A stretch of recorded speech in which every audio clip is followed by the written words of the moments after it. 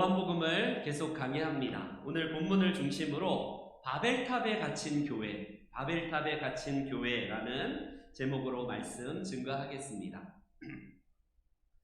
니고데모는 우리가 잘 알고 있는 바리새인 중에 대표적인 한 명이라고 할 수 있어요. 지금으로 말하면 대표적인 종교인이자 유대인의 지도자급으로서 그는 그 당시에 소위 말하는 오늘날의 국회의원에 해당되는 그런 급으로서 그는 그 당시에 그 바리새인이 한 8,000명 정도 예수님이 계실 때에 그 당시 1세기 당시의 바리새인들을 한 8,000명 정도로 추산을 하게 되는데, 여러분 이스라엘 사람들 중에 이스라엘이고 지도자들 중에 가장 엘리트 중에 엘리트가 바로 이런 그룹들이라고 할 수 있습니다. 그런 그가 오늘 요한복음에 의하면 밤중에 예수님을 찾아옵니다. 밤중에.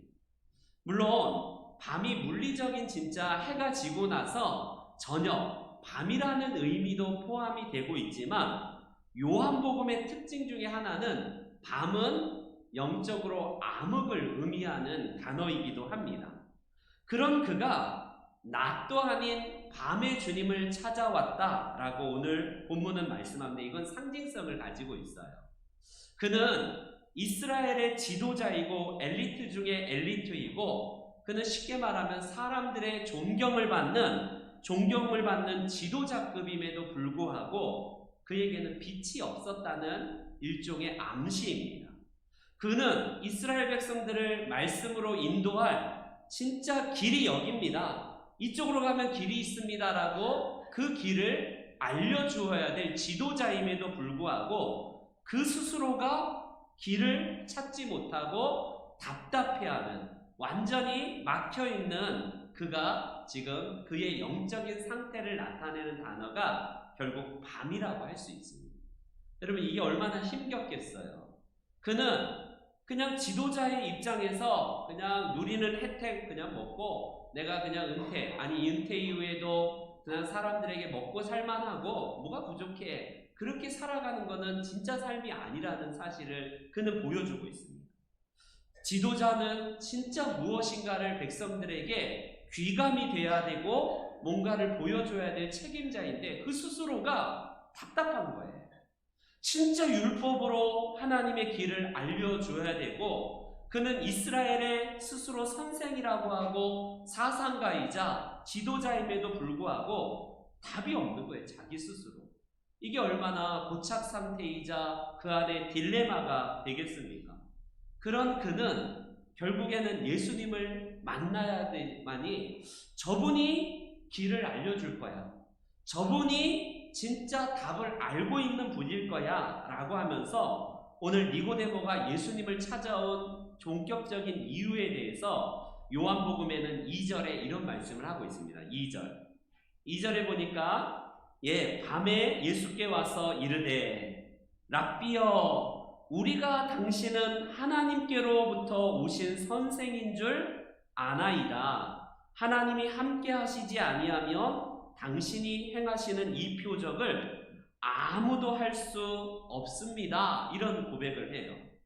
여러분 일종의 하나님으로부터 온 선지자, 그냥 일종의 그냥 뭐 우리보다 조금 괜찮은 그 정도가 아니라 니고데모의 마음에는 진짜 우리에게 길을 알려줄 참 선지자가 있을 것인데 그가 바로 저분이 아닐까. 그래서 예수님 앞에 찾아온 것이고, 무슨 답이 혹시 예수님께 있을까 반신반의하면서 예수님을 찾아왔다라고 말씀을 하고 있습니다.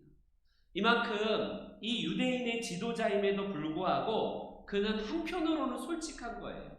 자기가 모르는 거를 자존심 때문에 찾아오지 않는 대다수의 이 유대 종교 지도자들과는 달리 니고데모는 진짜 예수님을 만났던 이유는 암흑이었지만 그 안에 순수함이 담겨져 있다고 할 수 있습니다. 여러분 얼마나 쉽게 말하면 쪽팔린 일입니까? 유대인들의 관원이고 지도자이고 선생이고 존경받는 사람이 이제 청년에게 찾아와서 한 수 가르쳐 주셔. 나 지금 잘 모르는데 나도 고착 상태에 빠져 있는데 나에게 좀 한 수 가르쳐 주셔. 이렇게 말하는 게 얼마나 쪽팔린 거예요. 사람들이 보자면 이거 완전 자기 얼굴에 먹칠할 일 아니겠습니까? 그러나 그는 자기의 그 솔직함으로 말미암아 비록 영적인 암흑일지라도 예수님을 찾아왔다는데 이게 복음의 시초가 이게 중요한 거라고 할 수 있어요. 기적이 이전 예수님에게 뭔가를 기대하고 표적을 하나님께로부터 받지 않으면 아무것도 행하지 않으실 분이라는 걸 압니다. 그동안 여러 표적들을 많이 들었잖아요. 예수님이 뭐 여러 가지 표적을 나타낸데 저분이 메시아가 아니면 저런 기적을 행할 수가 없을 거야. 그 소문을 자기 눈에 확인하고 싶어서 니고데모는 밤중에 주님을 찾아와서 이렇게 기대하면서 말합니다. 여러분, 기적을 구하는 믿음이 꼭 나쁜 건 아니에요. 표적. 우리 여기 성경에는 표적이라고 하는데 표적을 구하는 게 꼭 나쁜 겁니까? 예컨대 암이 걸리신 분이, 예수 없는 분이 내가 진짜 이거 암덩어리만 나면 나 교회 다니겠습니다. 이런 분들도 있어요. 솔직하게. 그런 게 표적을 구하는 것이거든요. 그 루트를 통해서 진짜 예수님을 만날 수도 있어요. 이 표적이라는 자체는 꼭 나쁜 건 아닙니다. 그런데 본격적으로 우리 표적에 대한 부분들은 우리를 그리스도 앞에 온전하게 이끌기에는 너무 한계가 많다라는 사실입니다. 표적 자체를 구하는 것 자체는 이게 문제가 되진 않을지 모르지만 표적 구하는 그 바탕에 깔린 게 뭐냐면요. 결과적으로 이 땅에 뭔가 반짝하는 것, 그걸 구하는 거예요. 그 안에 물질적인 것이 담겨져 있을 수도 있고 이 땅의 복을 구하는 것이 그 밑바탕에 깔려 있기 때문에 이게 문제가 됩니다. 그래서 로마서에서는 고린도전서에는 뭐라고 말합니까? 유대인들은 표적을 구하고 헬라인은 그리스인은 지혜를 찾지만 우리는 십자가에 못 박힌 그리스도를 전한다라고 하면서 표적 신앙 자체가 결과적으로 그리스도를 구하는 것으로 연결되지 않는 것은 이게 끝나버리고 썩어버린다는 거예요. 지식이 꼭 나쁩니까? 나는 논리적으로 설명 안 해주면 난 못 믿어. 이런 분들이 있어요. 무턱대로 막 믿는 분도 있지만 어떤 분은 진짜 논리적이게 해야지 믿어요. 대부분 남자분들이 이런 특성을 많이 가지고 있습니다. 특별히 많은 세상적인 공부와 이런 걸 통해서 성경이 무턱대고 믿는 거 나 못 믿겠다라고 해서 파봐갖고 진짜 내가 과연 그러한가 이렇게 해서 믿는 게 지혜를 통해서 얻어지는 유익일 수도 있어요. 그러나 표적, 소위 말하는 막 신비적이고 막 병고침 당하고 병고침 받고 부자 되고 이런 표적을 통해서 예수님을 믿는 거는 진짜 한계가 있습니다. 그리고 공부를 통해서 지식을 통해서 내가 그리스도께 닿으면 좋지만 많은 경우에 결국 그 지적 알미 자기 교만으로 그쳐서 그리스도께까지 연결되지 못하는 이런 한계가 있다는 사실입니다. 그래서 유대인들은 거리끼는 것이고 헬라인들에게는 이거는 불필요하게 보이지만 그리스도는 십자가에 달린 그리스도는 모든 믿는 자들에게 하나님의 능력이고 하나님의 지혜다라는 말씀을 하는 거예요. 성경은.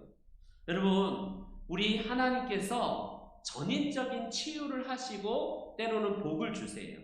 우리는 영육 이원론을 거부합니다. 영혼만 귀하고 육신은 필요 없다. 이 땅에 저 하나님 나라는 귀한 것이고 이 땅의 가치는 다 쓸데없으니까 마귀에게 속한 것이니까 회사 다니지 말고 교회만 있어라. 그런 영육 이원론은 우리 안 믿어요. 그건 성경에서 말하는 바는 아닙니다. 그러나 본질적으로 성경과 하나님은요, 우리의 육적인 것보다 우리의 영혼에 대한 것을 문제를 삼고 그 부분의 치유가 먼저 일어나야지만이 된다라고 할 수 있습니다. 하나님의 복을 단순하게 그냥 로또 맞고 부자가 되고 다 서울대학교 가고 다 그냥 위로 올라가서 고지론 다 높은 자리에 올라가는 것만 진짜 그게 축복받은 것인가? 그렇게 말하지 않는다는 것입니다. 그래서 하나님 나라는 때로는 역설적으로 우리에게 군림하고 파워를 행사하는 것보다는 무력해지고 십자가의 희생으로 낮아지는 그것도 요구할 때가 있다는 사실입니다. 여러분, 이런 이 세상의 모습을 보면서 우리는요, 소크라테스가 말했듯이 배고픈 소크라테스가 되기보다는 배부른 돼지가 되려고 하는 경향이 복음을 믿는 우리에게도 있어요. 키에르케고르라는 사람이 그리스도인들을 향해서 이런 냉소와 비판을 했습니다. 돈 5달러를 잃었을 때는 심각해지는 사람들이 정작 자기를 잃은 것에 대해서는 아무런 감각이 없다, 이런 말입니다. 단돈 5만 원만 우리가 잃어버려도 막 찾으려고 막 헤매고 막 그것 때문에 신경 쓰는데 내 영혼에 대한 잃어버림, 진짜 자기를 잃어버린 것에 대해서는 아무런 감각이 없다는 것이 이게 키에르케고르가 말하는 내용입니다. 바로 그거예요. 이 세상의 세상성, 바로 세속성에 빠진 현대 그리스도인들, 그 모습은 오늘 본문에 나오는 니고데모와 너무 유사하지 않겠습니까? 니고데모는 표면적으로는 부자예요. 최고의 지적인 알을 가지고 있고요. 유대인들의 존망과 존경을 받았던 선생입니다. 그는 백성들에게, 국민들에게 율법을 통해서 하나님의 진리를 가르치는 사람이고, 철저한 11조와 모든 절기와 안식일을 철저히 지키는 사람임에도 불구하고 그의 내면은 암흑이에요. 그의 내면은 답을 찾을 수 없고, 그는 더 이상 자기에게 길이 없어서 막막한 상태라는 사실입니다. 오늘 표적 신앙에 매여 있는 보편적인 이 니고데모와 같은 모습이 저와 여러분들, 우리 한국교회 안에 없는지 한번 우리가 묵상해야 되고 진지하게 우리는 생각을 해봐야 됩니다. 여러분, 까라마조프의 그 형제들이라는 도스토예프스키가 지은 그 소설, 저도 고등학교 때인가 한번 읽었는데 그때 대목에 기억나는 게 뭐냐면 한 대신문관 앞에 진짜 예수님께서 그 중세에 나타나세요. 그래서 스페인의 16세기에 스페인의 세비야 광장에 예수님이 실제로적으로 드러나는데, 대신문관이 딱 보니까 진짜 성경 속에 나오는 1세기 예수님이 이 땅에, 스페인 땅에 왔다는 것을 깨닫고 예수님인 것을 알지만 예수님을 잡아서 처형하는 장면이 나와요. 왜 처형할까? 왜 처형하냐면 똑같습니다. 1세기의 사단이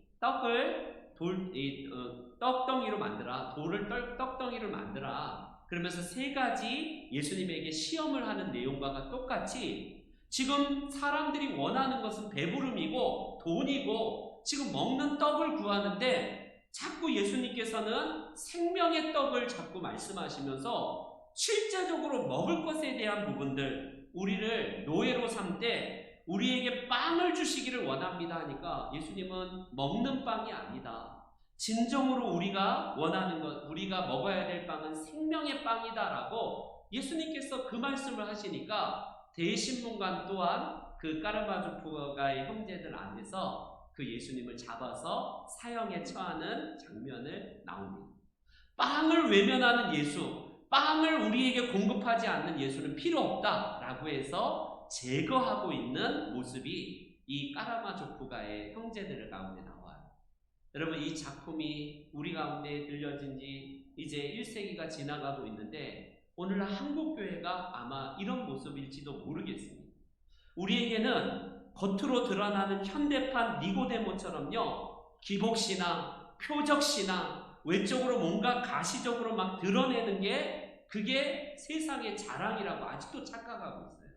교회가 어마어마하게 큰 건물을 가지고 사람들이 막 바글바글하게 교회 들어오면 축복된 교회, 저 교회는 하나님이 역사하는 교회예요. 물론 그럴 수도 있죠. 하나님의 역사 때문에 진짜 은혜되고 부흥되는 교회도 있습니다. 그런데 모든 것을 이 세상의 가치에 따라서 건물이 크고 건물이 화려하면 하나님이 역사하고 능력 주시는 교회, 이게 얼마나 이 세상의 세상성, 바로 세속성에 함몰된 우리의 시각인지 모른다는 겁니다. 그 권력과 힘을 우리는요, 세상 사람들이, 정치계들과 권력가들, 정쟁의 인사들이 권력을 가지면 행사하는 것과 똑같이 교회에서도 권력을 가진 게 갑이에요. 권력을 가진 자가 뭐든지 다 행사할 수 있다는 이 물량주의, 권력주의가 교회도 그대로 빼닮은 모습을 보여줍니다. 그러니 큰 교회 목사는 뭔가 권력을 가져서 뭔가 대단한 행사를 하는 사람이고 그는 하나님의 축복을 받은 자다. 이게 이렇게 착각하는 경향이 얼마나 많습니까? 그렇기 때문에 오늘날 우리가 가장 배격해야 될 것은 무엇이냐면, 저는 여러분 동성애 반대하는 거 우리가 해야죠. 당연히 해야 되죠. 저도 공산주의가 당연히 이 땅에 발을 못 붙이게, 여러분 공산주의에 대해서 우리는 반대하는 입장에 서야 됩니다. 그런데 지금 최소한 한국교회가 공산주의 때문에 막 무너지게 되고 뭔가 막 동성애 때문에 한국교회가 무너지게 됩니까? 여러분 이거는 소위 말하는 우리가 외부의 적을 가지고 자꾸 문제 삼는 거예요. 이런 문제도 교회가 복음으로서 잘 준비시키고 우리가 이건 아닙니다라고 복음에 대한 바른 분별력으로 가르쳐야 되는 건 맞지만, 교회가 진짜 세속성에 함몰되어서 하나님 나라의 먼 자들이 뭡니까? 오늘 본문을 보세요. 3절에 예수님이 이 니고데모에게 이런 말씀합니다. 진실로 진실로 너희에게 이르노니 사람이 거듭나지 아니하면 하나님의 나라를 볼 수 없다. 이렇게 말합니다. 하나님의 나라를 볼 수 없다라는 이 예수님의 말씀을 통해서, 그래요? 거듭난다고? 두 번 다 와야 된다고? 지금 니고데모가 그 말을 듣자마자 예수님께, 그럼 제가 이렇게 늙었는데 다시 엄마 뱃속에 들어갔다가 다시 태어나야 된다는 말입니까? 니고데모는 영적으로 굉장히 암흑의 상태이긴 하지만 굉장히 순수한 사람입니다. 아니 예수님, 내가 거듭난다면 다시 엄마 뱃속에 들어갔다가 다시 나와야 됩니까? 그리고 최고의 학문을 배운 사람으로 그가 얼마나 자존심이 강한 사람이겠어요. 그런데 그 모든 것을 내려놓고 진짜 궁금해서 물어본 듯한 모습이 보입니다. 이게 서로 커뮤니케이션이 안 되는 거예요. 땅의 사람과 하늘의 사람의 이 대화의 차이점을 한번 보십시오. 오늘날 우리가 만나는 동창이나 세상의 사람들과 대화하다 보면 뭔가 갑하잖아요. 이게 대화가 안 될 때가 있지 않습니까? 어떤 주제를 놓고 얘기할 때에 하늘에 속한 하나님의 백성들의 그 대화와 생각과 관점은 하늘의 관점이기 때문에 이 땅의 가치만을 아는 사람들과의 이 커뮤니케이션이 관심사가 달라요. 그렇기 때문에 여러분 이게 언어가 서로 뜻하는 바가 달라질 때에 이게 안 맞는 거 아니겠습니까? 똑같은 거예요. 예수님께서는 하늘로부터 오신 분이고 이 니고데모는 이 땅에서 아무리 율법 교육을 받았어도 그는 이 땅에 초월할 수 없는 땅의 사람으로서 모태에 들어갔다가 다시 내가 나와야 된다는 말씀입니까? 여러분 이런 엉뚱한 이야기를 하는 거예요. 예수님은 거듭나야 된다라고 하면서 이 헬라어가 이 아노텐이라는 헬라어를 쓰는데, 거듭나면이라는 것은 again, 다시라는 의미도 있지만 above라는 뜻도 있습니다. 위로부터 나지 아니하면, 다시 나지 아니하면이라는 것은 again, 두 번 나야 된다는 이 재를 말하는 것도 있지만 위로부터 나지 아니하면이라는 이게 중복적인 의미가 담겨져 있는 단어가 바로 아노텐이라는 헬라어입니다. 네가 위에서부터 나지 아니하면 너는 하나님 나라를 볼 수 없다라는 이 예수님의 말씀에 결과적으로 세상성의 이 세속성의 물질세계에 갇힌 니고데모는 지금 대화의 갈피를 못 잡고 엉뚱한 이야기를 하는 겁니다. 오늘 저와 여러분들의 신앙생활은 어떤지 한번 보세요. 우리의 신앙이 때로는 보여지는 물질에 막혀 있을 때가 얼마나 많이 있습니까? 이것을 우리는요, 세상과 우리 교회 안에 우리가 하나님의 백성과 이 땅의 백성들, 하늘의 백성과 땅의 백성들의 이 충돌이 이게 얼마나 많아요. 세상은 논리와 자꾸 뭔가를 변증을 통해서 하나님 말씀을 자꾸 파헤치려고 하지 않습니까? 이런 구닥다리 옛날에 나온 성경을 아직도 믿다니 하면서 구세대의 산물로 여기지 않나요? 그러나 신앙의 이 눈은요, 검증할 수 없는 보이지 아니하는 세계의 진실을 담고 있기 때문에 때로는 논리적이지 않을 수도 있고 믿음의 영역으로 우리가 믿는 것으로 귀착할 수밖에 없다라는 사실입니다. 여러분, 우리에게 있어서 하나님께서는 오늘 본문을 통해서 거듭 우리에게 말씀하신 내용이 뭐냐면 5절 말씀, 우리 마지막으로 한 번 더 읽어볼게요. 5절 다 같이 한번 읽어봅니다. 시작.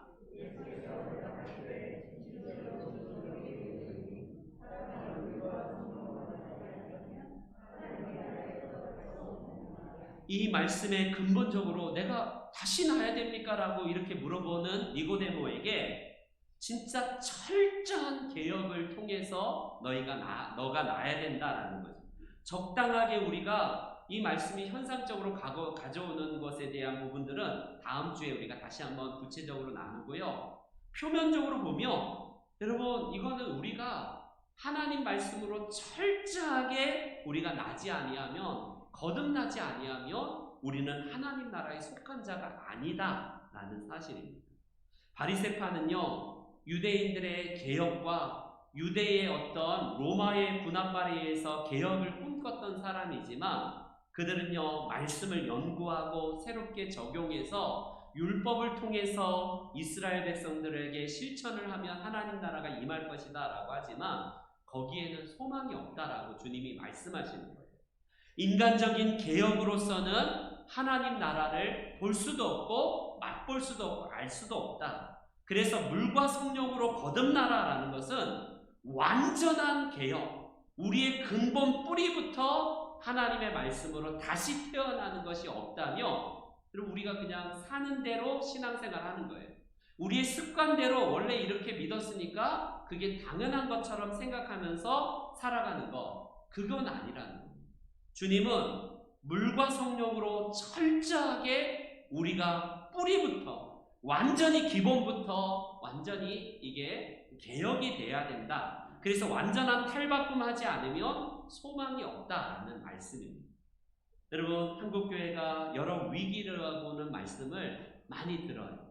위기가 주일학교가 없어지고 교인들이 막 반쪽, 지금 통계상 절반 1000만을 자랑했던 한국교회가 지금 500만 정도로 추산하더라고요. 더 적게는 이 포스트 코로나 시대에는 점점 더 이제 이 가나안 교인들뿐만 아니라 플로팅 교인이라고 해서 그냥 적을 두지 아니하고 종교적이지 않지만 영적인 그리스도인, 이게 오늘날의 시대의 그리스도인입니다.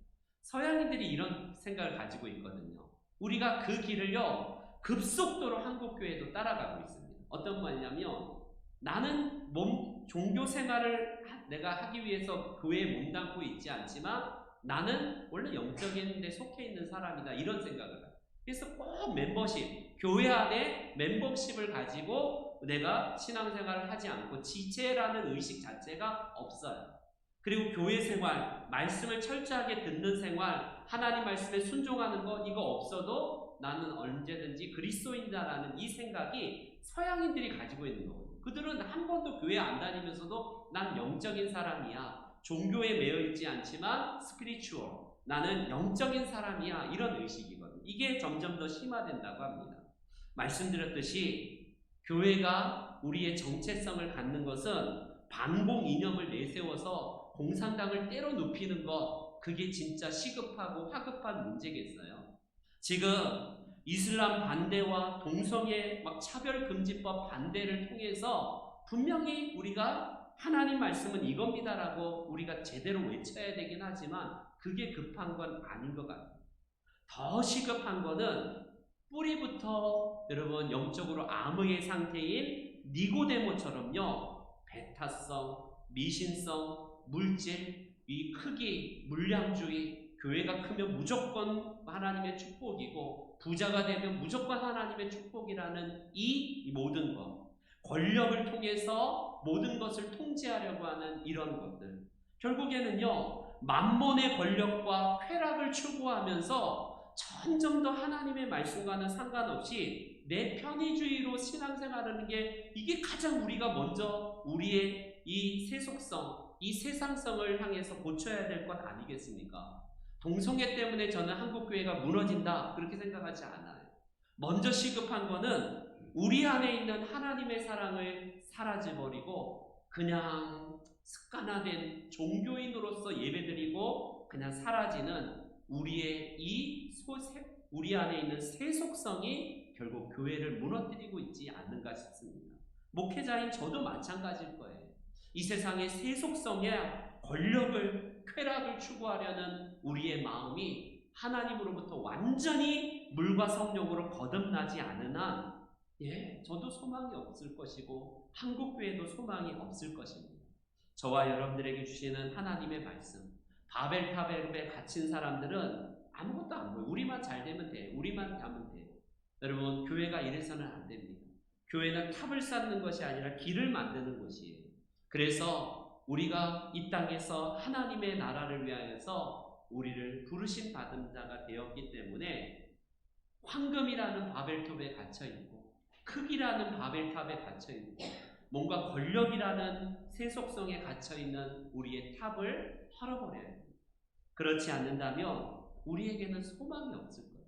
앞으로 포스트 코로나 시대, 이 코로나가 이제 아직 완전히 종식되지 않지만 종식이 이제 얼마 이후에 선언이 될 텐데 그 이후에 교회가 나아가야 될 방향은 여전히 여러분 에드폰타스 기본으로 돌아가는 거예요. 한국교회가 나아갈 바는 다른 게 아니라 초대교회가 붙들었던 복음. 우리는 유대인들은 표적을 구하고 그리스인들은 지혜를 구하지만 하나님의 백성들은 우리 그 십자가에 달린 그리스도를 구하는 것, 이것 외에는 소망이 없을 겁니다. 저와 여러분들에게 우리에게 주신 참된 소망을 붙드시고 우리의 삶 속에서 바벨탑에 갇힌 우리 신명중앙교회가 아니라 길을 만들고 예수 그리스도께서 가신 그 십자가의 길을 걸어가는 저와 여러분들이 되시기를 주의 이름으로 축원합니다. 아멘.